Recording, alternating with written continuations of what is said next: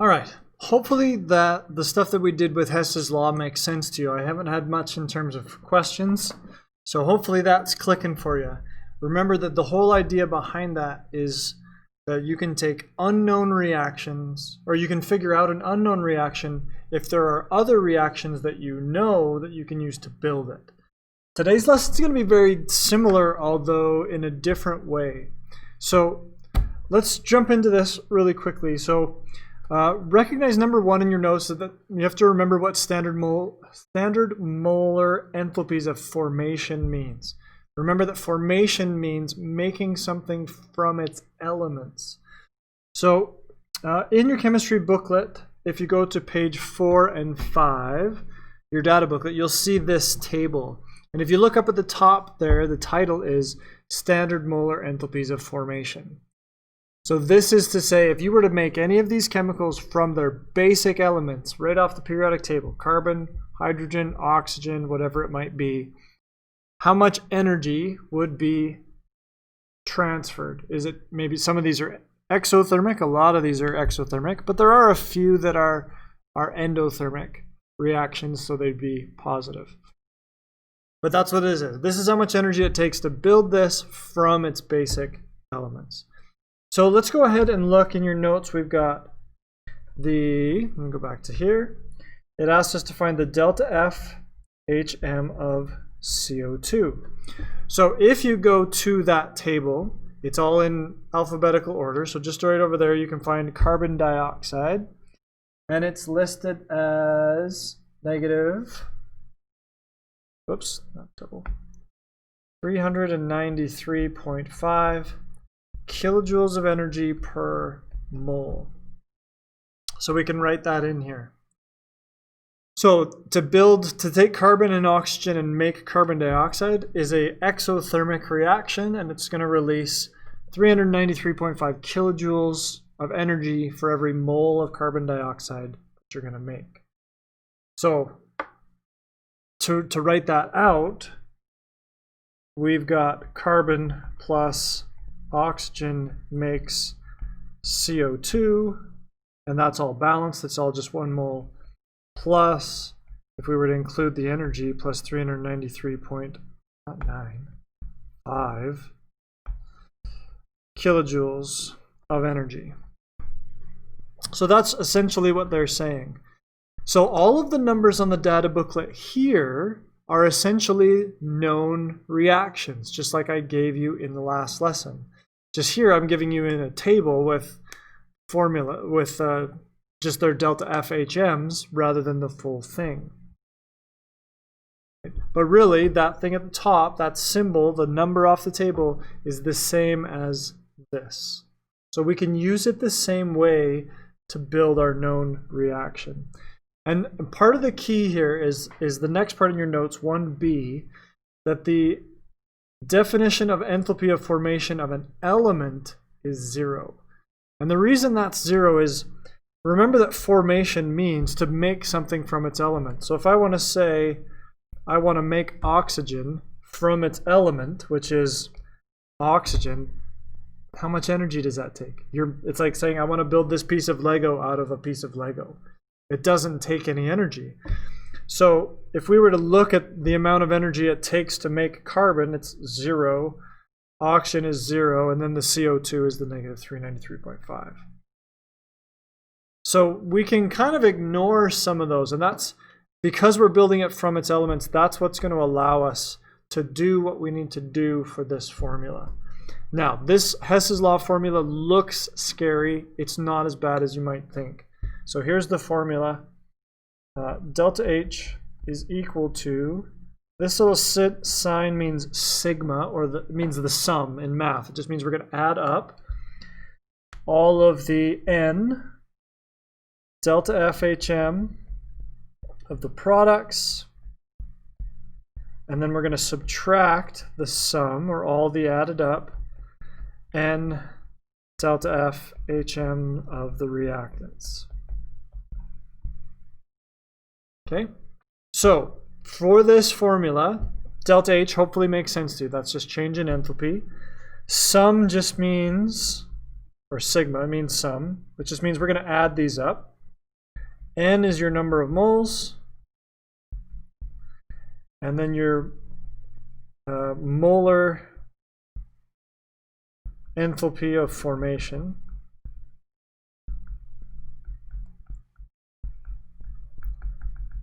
That number you're going to get from your data booklet, right, off of these 2 pages, or it'll be given to you in the question. It just depends on the problem.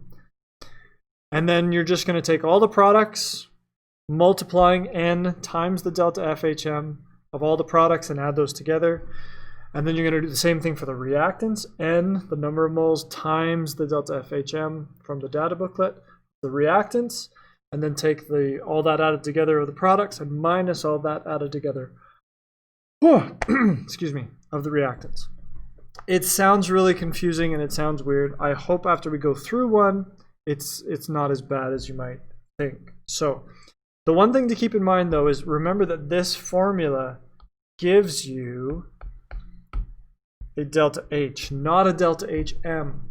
So we've run across this with some of our other problems when we did Hess's law the other way. Just keep in mind that this is the same. It's going to give you the total delta H, not that delta HM number that you might need. All right, so let me show you an example here, and hopefully this will start to make sense. So the example is, what is the molar enthalpy of combustion for methane? So just like the stuff we did with our Hess's law before, we have to start with our desired equation. So combustion of methane means I have methane plus oxygen, and that's going to produce carbon dioxide and water. And it doesn't say this is in a calorimeter or a closed system, so it's water gas. Remember I mentioned that lessons ago. I can't remember exactly which one, but remember that water vapor, water gas is produced by combustion in an open system. And if they said it was in a calorimeter or a closed system, then you get water liquid. Ooh, boy. Okay, so now we got to do some balancing here. If I put a 2 there, now that balances my H's. Now I've got 4 oxygen on the product side, which means I got to put a 2 there. And just double check. I think that did it. All right, so there's our desired equation. That's what we want to build. So our formula is delta H is equal to the sum, the N, delta F, oh man, making this really messy, delta F, HM of the products, minus the sum, the N, delta F, HM of the reactants. Okay, so to figure this out, I'm going to break it down into pieces for you. Now, when you do the work, to show your work, you maybe don't have to do all of these steps. I'll show you which ones I would, if you were in class, which ones I would expect you to do. So, the sum of, and now let's remember we're starting with the products. So I have 1 mole times whatever the delta FHM of CO2 is, and the sum of, so plus 2 moles of H2O.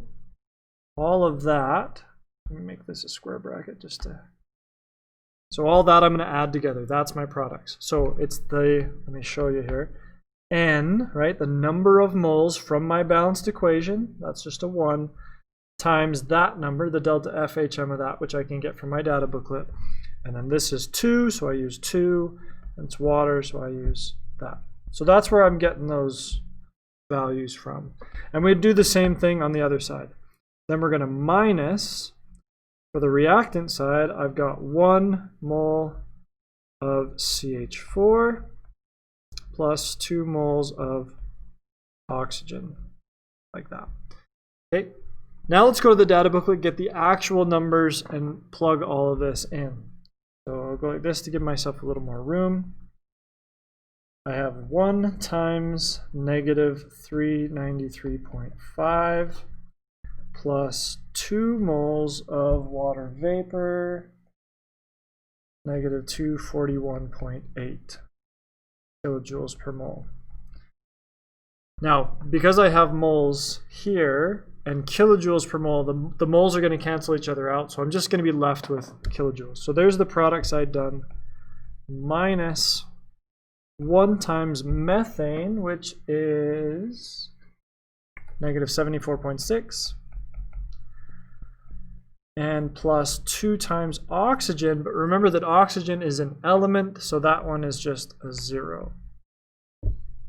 Okay, so there's my substitutions.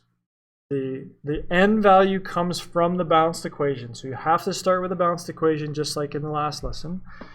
The delta FHM values come from the data booklet on this page, and we're just using those like known reactions just like we did in the last lesson, but I don't have to do the whole puzzling all the pieces out.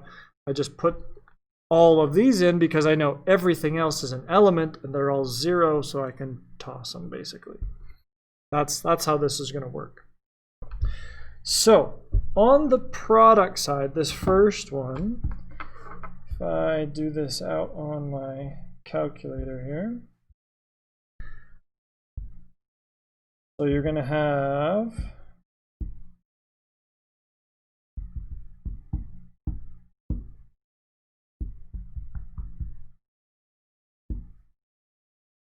so negative 877.1 kilojoules here, and then we're going to minus, it's just 1 times that and a 0, so this is a negative 74.6.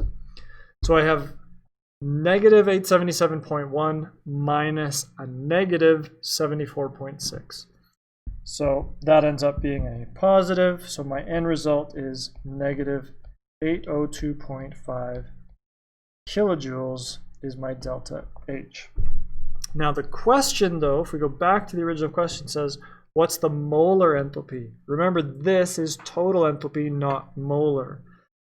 So, but because it's just 1 mole in my balanced equation up here, all I have to do is divide that by 1 mole of CH4, and I get a delta HM for that of negative 802.5 kilojoules per mole. That is my final answer. Right there.